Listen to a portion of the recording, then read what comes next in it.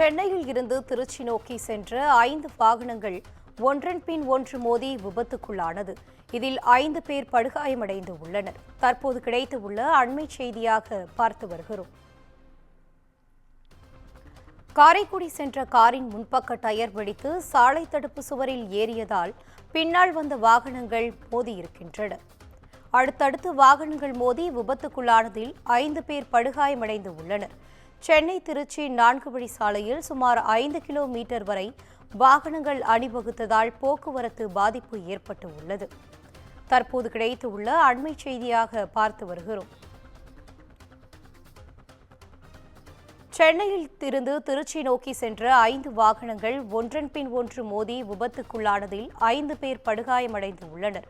அண்மை செய்தியாக பார்த்து வருகிறோம்.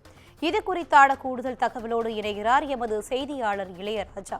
வணக்கம் இளையராஜா, தகவல்களை பகிரலாம். வணக்கம் வினிதா. கிறிஸ்துமஸ் பண்டிகை கொண்டாடப்படுவதற்காக சென்னையிலிருந்து காரைக்குடிக்கு கார் ஒன்றில் மரியஜான் என்பவர் குடும்பத்துடன் சென்றுள்ளார். இந்த காரை மரியஜான் ஓட்டி வந்த நிலையில் இந்த காரானது கள்ளக்குறிச்சி மாவட்டம் உளுந்தூர்பேட்டை அடுத்த சிறுத்தனூர் ஜிஎஸ்டி சாலையில் வந்தபோது எதிர்பாராத விதமாக காரின் வலது பக்கத்தில் உள்ள முன்பக்க டயர் வெடித்து தாறுமாறாக ஓடி தடுப்பு கட்டையில் ஏறி எதிர் திசையில் உள்ள சாலையில் நின்றது.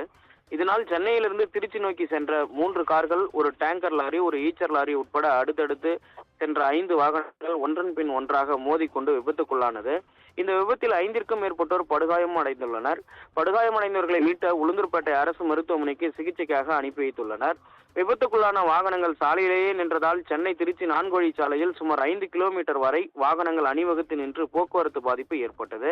தகவல் அறிந்து வந்த போக்குவரத்து போலீசார் மற்றும் திருநாவலூர் போலீசார் போக்குவரத்து பாதிப்பில் சிக்கிக் கொண்ட வாகனங்களை மாற்று வழி பாதையிலும் ஒரு வழி பாதையிலும் மாற்றியமைத்து வாகனங்களை அனுப்பி வைத்து வருகின்றனர். தொடர்ந்து விபத்து குறித்து திருநாவலூர் போலீசார் விசாரணையும் நடத்தி வருகின்றனர். 2 லாரிகள் 3 கார்கள் என அடுத்தடுத்து ஒன்றன் பின் ஒன்றாக மோதிக்கொண்டதால் அந்த பகுதியில் பெரும் பரபரப்பை ஏற்படுத்தியது.